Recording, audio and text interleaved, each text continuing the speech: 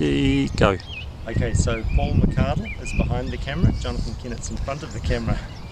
It's the 12th, Wednesday the 12th, 2011, and we've just finished the fourth skills track for bikes in schools. It starts off with 2 starting poles and a very slight mound of a ramp, and then the kids go down here. They come to their first obstacle, which as you can see is a very, very easy one, just to get their confidence up. All the edges have been rasped. It's just 4x2 runners and 4x2 boards across perpendicular. So very easy, pegged into the ground with 50x50 pegs. Then we have a 3 to 4 metre gap to the next obstacle, which is a bit narrower. A little bit more skill required, but still not too much. Notice that the obstacles aren't completely in line. We don't want them to look uniform.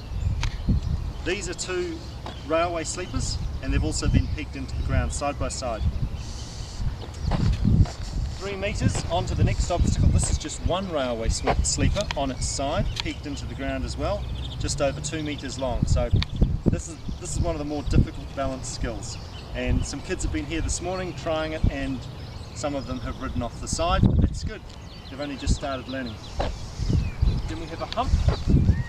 2 wooden boards to retain the soil, because if you don't have those, it falls away. And that's just for kids to get used to coming up and down slopes. 2 metres, and it leads on to some judder bars. So this is the sort of thing where they can get used to riding over a little bump. It's not difficult. And then we have a berm. They ride around, and you can see on the outside of the berm we've put some retaining, and we've put soil and planted some plants and put some mulch over the top. Just done that this morning. That leads around to a slalom obstacle, which is a great set of skills to learn, weaving left and right. The first posts are 1 metre apart, and the minimum distance from those posts, between the posts, should be 1.5 metres. So all of these posts should be about 1.5 to 1.6 apart. And you can see they're a little bit offset as well. We put pegs in the ground first and then get kids to ride around the pegs, and we move the pegs around a little bit until we're absolutely happy that they'll be able to handle it.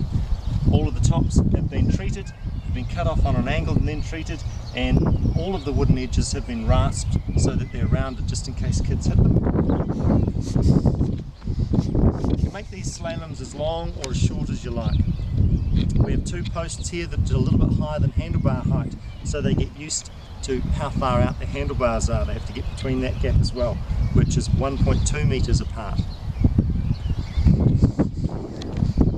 This is the most popular obstacle. It's a seesaw. It has a little wooden starting block.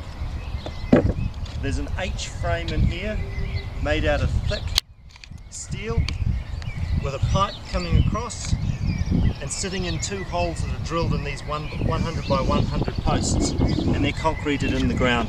Everything that's in the ground's been concreted in, and the posts, the boards are bolted to the H frame that's underneath here. We've got a couple more bolts to have to put in, so the H frame is about 1 metre long and welded to that wooden, welded to the steel tube that's going into either post on either side. That runs onto a wooden ramp. Top of the wooden ramp on this one is 300 millimetres above the ground. This track is for primary school kids. If you had older kids involved, you could build it up a little bit, up to 400.